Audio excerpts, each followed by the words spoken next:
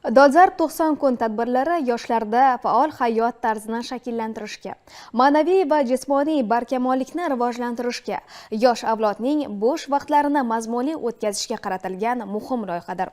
Shu ma'noda poytaxtimizdagi 214-maktabga Jasorat maktabi nomini berish tashabbusi o'quvchilarni mardlik, jasorat va fidoyilik ruhida tarbiyalashga xizmat qiladi.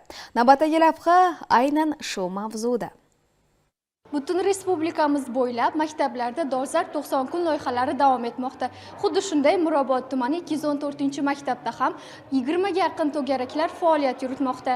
Loyihaga muvofiq har bir sinf kesimida o'quvchilarning ehtiyojlari o'rganilib, shu asosda quyidagi to'garaklar tashkil etilgan: sport to'garaklari, futbol, shaxmat shashka, taekvondo, ko'ngilochar musobaqalar va badiiy gimnastika kabi yo'nalishlarda faoliyat olib borilmoqda. Bu orqali o'quvchilarning jismoniy sog'lomligi, jamoaviy ishlash qobiliyatlari oshmoqda. Tasviriy san'at va hunarmandchilik to'garagida o'quvchilar rang tasvir, bezakli buyumlar tayyorlash singari amaliy san'at turlari bilan shug'ullanib, o'z ijodiy dunyoqarashlarini kengaytirishmoqda. Til o'rganish klubi xorijiy tillarga qiziqadigan o'quvchilar uchun tashkil etilgan. Ushbu to'garakda so'z boyligini oshirish, erkin muloqot qilish ko'nikmalari shakllantirilmoqda. Badiiy ijod to'garagida esa o'quvchilar ertak yoki hikoyalarni sahnalaштirish orqali o'z ijodiy salohiyatini rivojlantirishmoqda. Qizlar uchun qiziqarli va foydali bo'lgan pazandachilik to'garagida milliy va zamonaviy taomlar tayyorlash sir asrorlari o'rgatilmoqda. O'quvchilar musiqiy cholg'ularni chalish orqali o'zlarining musiqiy didlarini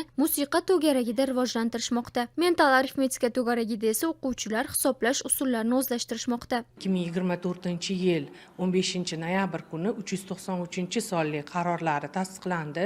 Ushbu qarorga asosan respublikamizning barcha tumanlarida bir nafardan maktablarda jasorat maktablari tashkil etildi. Shu qatori Mirobod tumanida bizni 214-maktabda ham jasorat sinfi tashkil etilmoqda. 10-iyul kuni birinchi bosqich ona tili va matematika fanidan saralash test sinovlari o'tkazildi.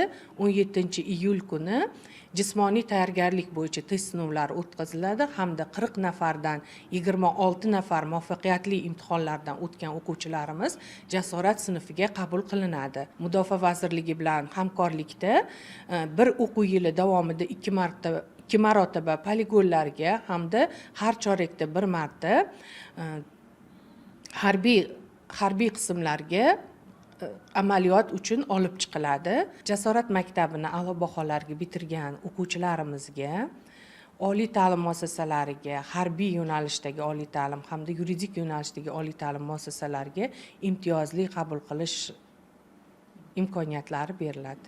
Mazkur to'garaklar nafaqat o'quvchilarning bilim va ko'nikmalarini rivojlantirish, balki ularni ijtimoiy hayotga jalb etish, yetuk shaxs sifatida kamol topishga xizmat qilmoqda. Mushtar Mamatqul va Ravshan Nizamov, Joyda informatsion dasturi uchun.